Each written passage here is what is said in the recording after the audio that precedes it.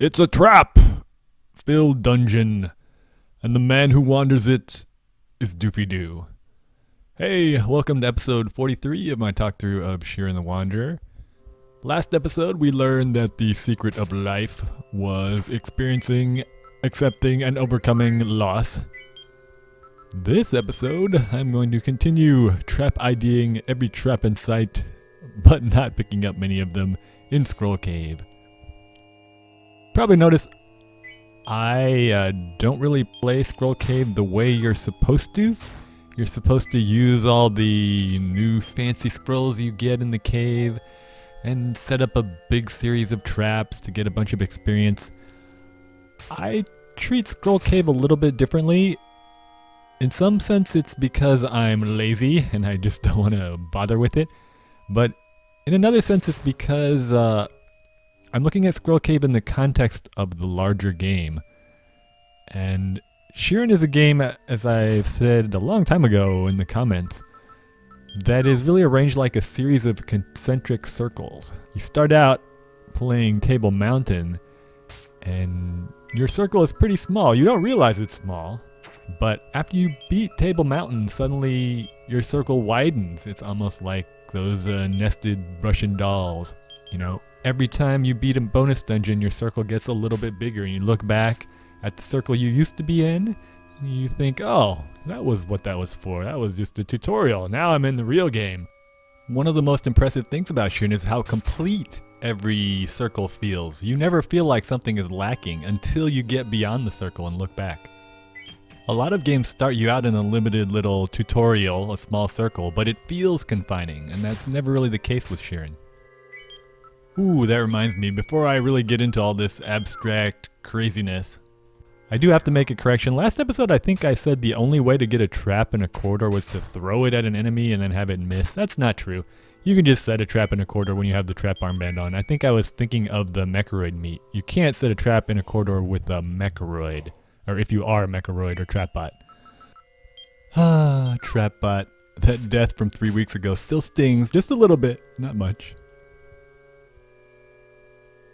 Hey Spyro, how'd you like to taste my rock-hard staff?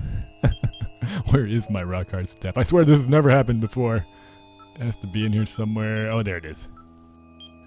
Oh, I emailed my friend from college after years, and he told me actually it was the Geo dude he named Rockhard. So I knew it was a Pokemon, but I was a little bit off. It's been 20 years. Alright, this is a good chance for a little bit of purse rummaging. Looking at all my stuff, I've got a ton of weapons, a ton of shields. I'm way over leveled. The only thing that could possibly take me out now, I think, is hunger. And that's a common way to die in Scroll Cave because you don't find a lot of rice balls. So that's another lesson Scroll Cave is teaching you for later on when your circles get bigger. How to use a rice changer to generate a lot of rice balls. Hopefully you learned that lesson already, but if you haven't, Scroll Cave is going to teach you again. Gotta take care of hunger first. That's the... Speaking of which, I just killed that rice changer out of instinct because I'm frightened of them, but I probably should have made some more rice balls.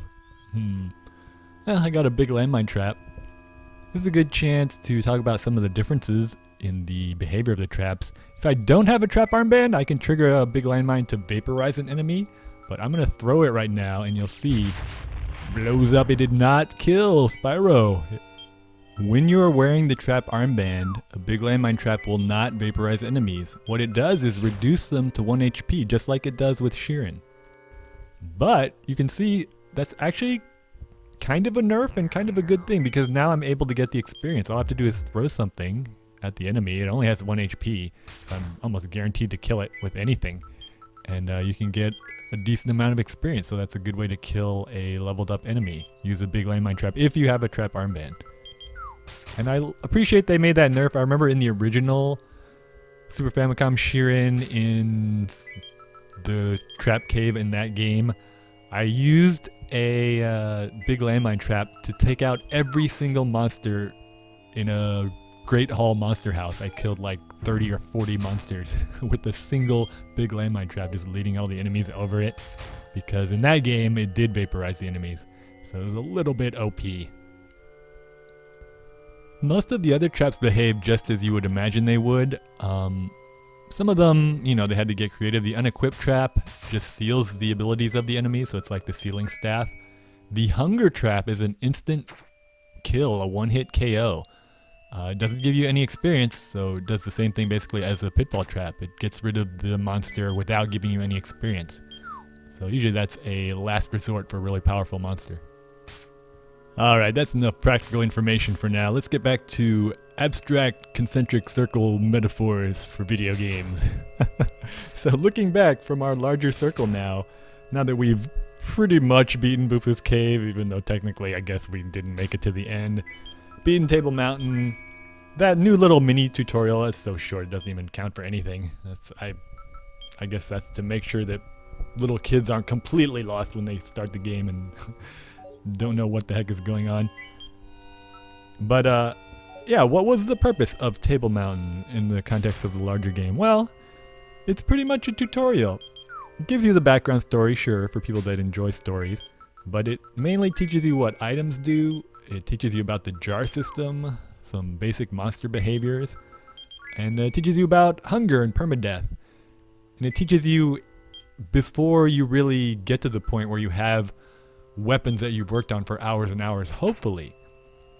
And one lesson that it's supposed to teach you is that you don't need to grind. You can just go through the game. But some people don't learn that lesson. Some people, you know, they grind a katana plus 30, armor ward plus 30, iron shield plus 30.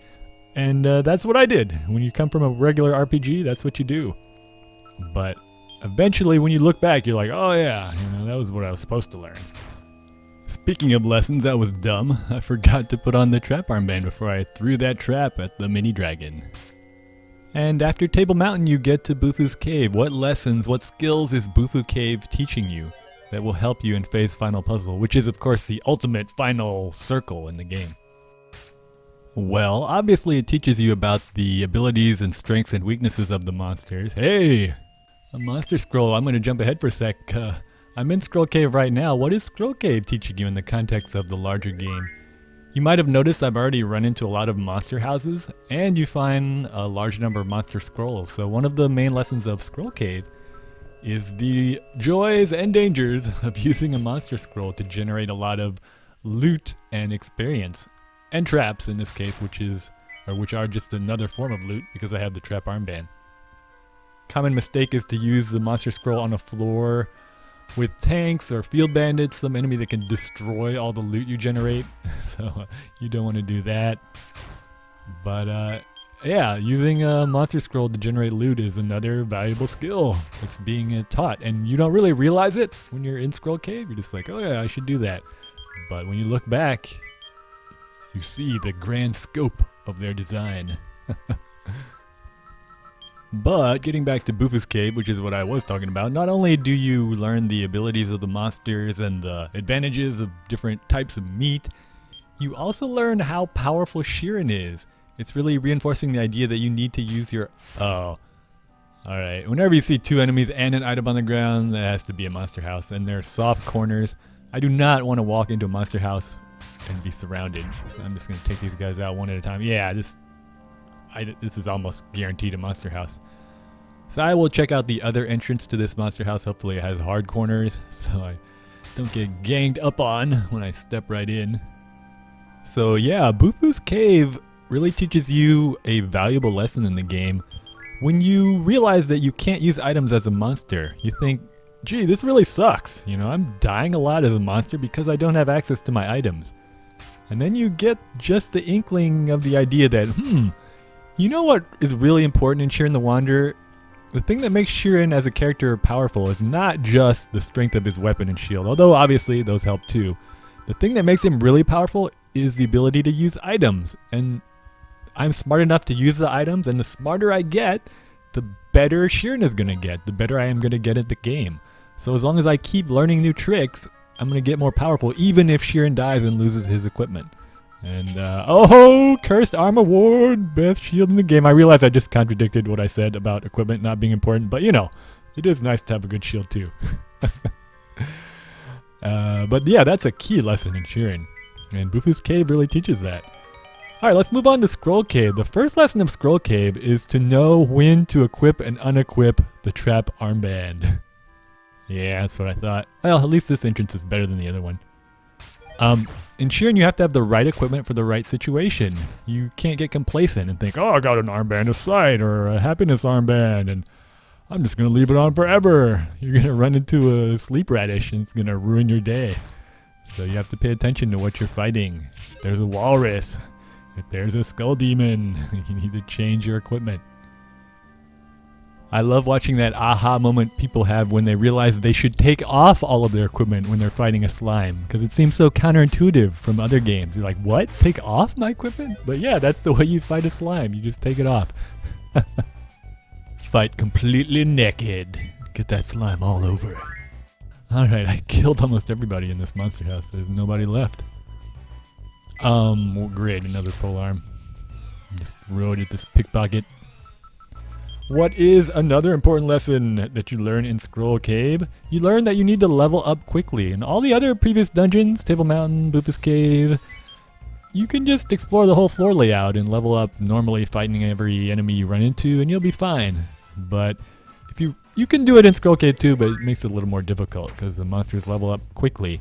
You need to take advantage of the crazy rules and level up really fast. I kind of did it with the Rice Master, sort of, previously on floor 1, but you can, if you play this game the correct way, it is way too easy. The reason I call this the easiest dungeon is not because you never die. I mean, you can die pretty early on, but it's because if you take advantage of the traps and use the trap armband and the multipliers, you can get a ludicrous amount of experience. In fact, I'm not going to do that now because I'm trying to mentally prepare for Face Final Puzzle, but I think after this episode, I'll tack on a little bonus few minutes with my God tier cart, and I'll show you how easy it is to completely break Scroll Cave in the remake. In a lot of ways, it reminds me of Face Final Puzzle in the original game because it feels like there is a single solution. It would almost be like in Street Fighter if they made Ryu's Dragon Punch do half the bar and all the other attacks did almost no damage. It's just like, this is the solution, you need to do this. In the original Face Final Puzzle, you can use a trick to get an infinite number of any item. Once you do that, everything else is busy work. And this Scroll Cave is the same way. If you get a ludicrous amount of experience in the first couple floors, the rest of the dungeon is just busy work. So that's another reason why I don't really play it the way you're supposed to play it, because it's just too easy. Alright, well, I got a few more items. Got a cursed armor ward, which is super sweet. I'm pretty much good to go. All I gotta worry about is starving to death. Uh-oh, winds are blowing. That's a good signal not to end the episode, so keep watching. I'll tack on a little bonus section, but I will save this game and switch to my God tier cart, and I'll show you how ridiculously easy this dungeon is. So I'll see you in a second.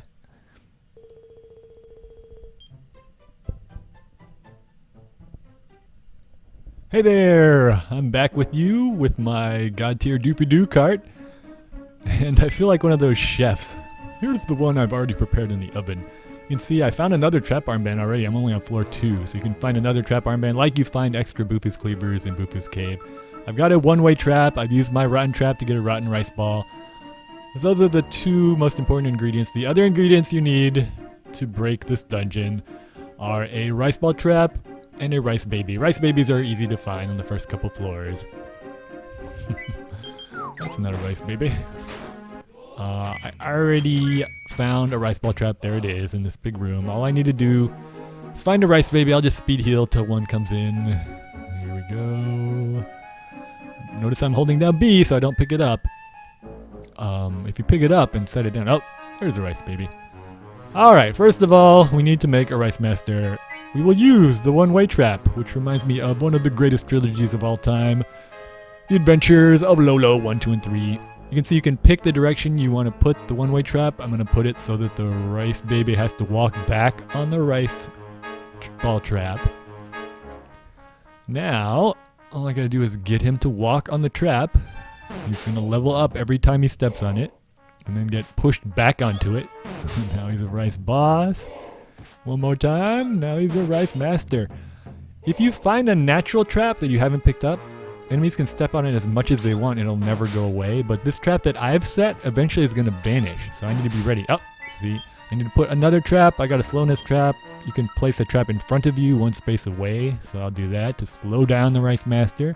So if I do something stupid, he won't kill me. Alright, and now it's just a matter of putting down traps that won't kill it. So not the hunger trap. Remember, that will be an instant KO. I won't get any experience. Unequipped trap would be good. Dream gas trap, no. He's going to run away if I use that. So I'll save that one for the end. Curse trap, good. Alarm trap, I'll probably save for the end. So I don't want to wake some monster up and have him come in and ruin my plan. I don't think I have I don't have enough to get the multiplier all the way up. But you can get the multiplier up to 20 if you want. Put down this curse trap. Since he's slowed down. 12.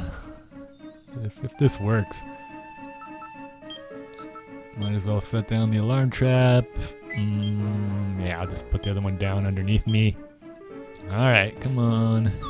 Get that multiplier up. All the other monsters are awake. Yeah. Why not? Poison dart trap. Alright, you saw that trap vanished because it's one I set down, so they won't last forever. If you find a slow trap, a natural one that you haven't picked up, they will last forever. You can use those to get the multiplier up to 20 pretty easily. Alright, dream gas trap. Notice there's a 100% chance that they will trip a trap, unlike Shiren. Throw my rotten rice ball, please. Land. Let's see. If I miss, I think I can get away with these. Oh, there we go. 24,000 experience on floor 2. This dungeon is officially completely broken, and it's really easy to find all of those 4 ingredients. You almost always find a rice ball trap. You start out with the rotten trap, so you can make a rotten rice ball to kill the leveled up rice master, and you can find a rice baby easily. The one-way trap, that's the one thing that sometimes you don't find, but usually you do. And even if you don't have a rice master, you can use a similar strategy to get a lot of experience, so hopefully you can see how incredibly broken the system is. It's just not fun to play like that. So that's why I play in kind of a weird way. I don't really use the trap armband the way you're supposed to. Alright, hopefully that helped you out a little bit. You can use it to get 30,000 experience just for shits and giggles. I'll see you all next time on Shiren the Wanderer. Deadly. When I lay a fresh trap, I'll throw a big landmine below you off the map. Set traps in a corridor, you know I won't trip. I'll immobilize your mind with my rock-hard tip. If you've got a dungeon, yo, I'll solve it. Just step on my trap when my armband installs it. Word to your weasel. Where is my rock hard step? I swear this has never happened before.